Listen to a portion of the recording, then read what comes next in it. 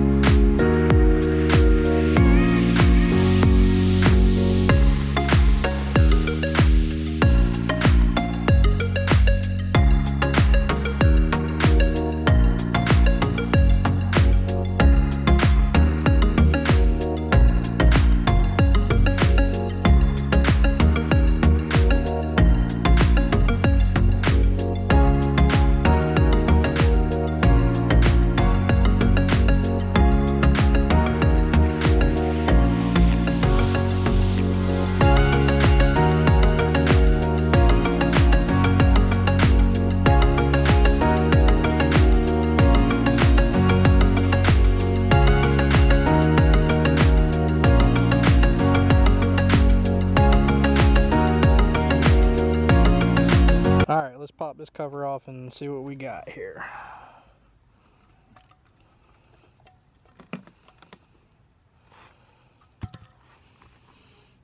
So we definitely got the limited slip. You see the little pin in there for the 8/8 with the limited slip. So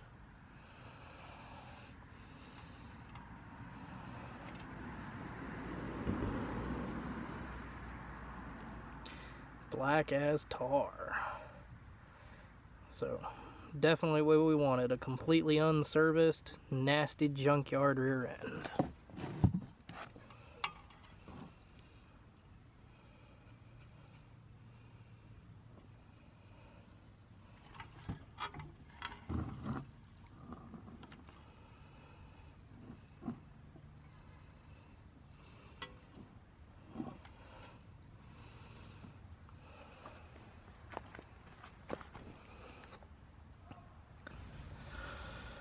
Alright, let's slide these axles out and get ready to start cutting this thing up.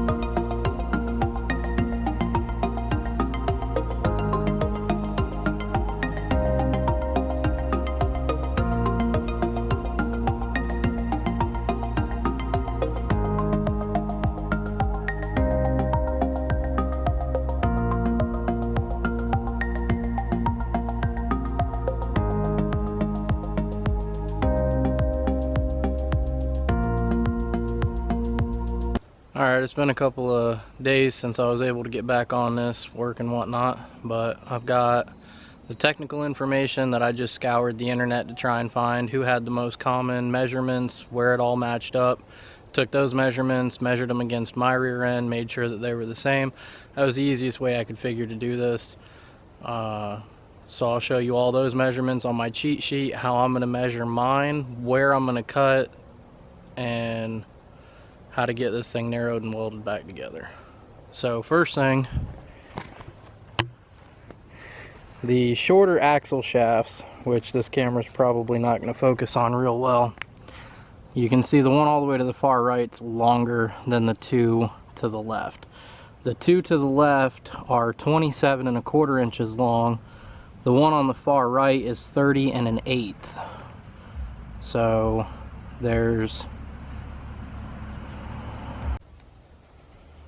So to measure these, all I did was get out the tape measure.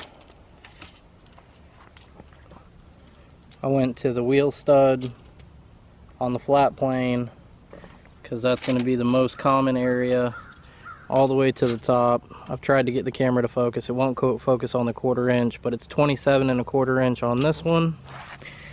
Go to the same spot on this one. It's 27 1/4 inch on this one. And then when you go to this one, which is the driver's side factory axle, it's 30 1/4 or 30 1/8 from the same spot, backside butted up to the wheel stud to the top. So that's why you need 2 passenger axles at 27 1/4 inches.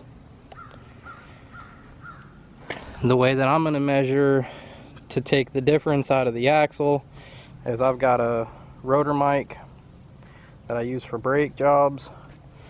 So the difference between the left side and the right side is 2.875 inches from everything that I've been able to find online. What's crazy is this perch is, so this leaf spring perch has to come off anyway, so I decided to make my cuts directly over top of this. Instead of cutting this and grinding and removing it, I'm just going to cut on the outside of it to narrow this axle. It'll get rid of this piece, and I don't need it anyway. So I'm going to measure my 2.875 inches on center with this perch, remove this, and that should give us the 2 pieces that need to be welded back together. So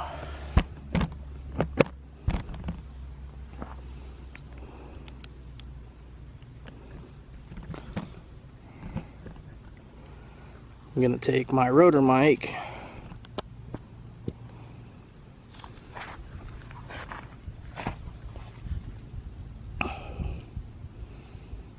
turn it on, zeroed out. I'm going to run this out to 2.875.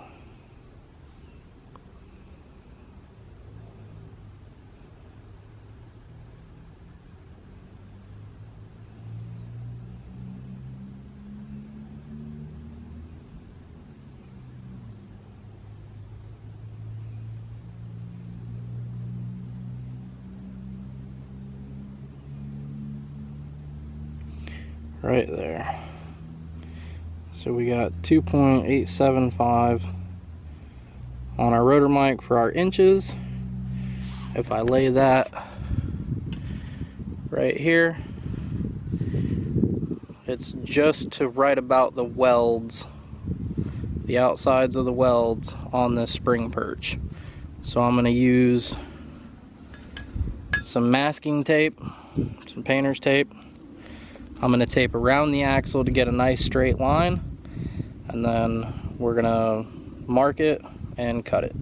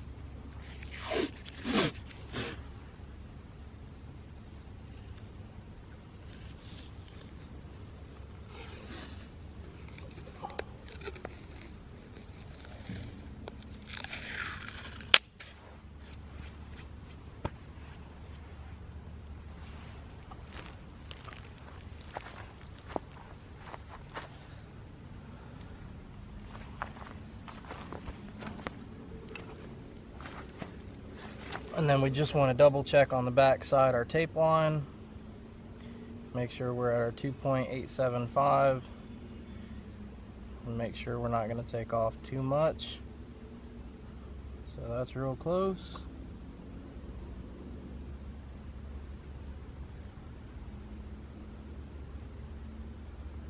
So it looks good to me. I'm gonna fire up the generator and start cutting this out. See you in a bit.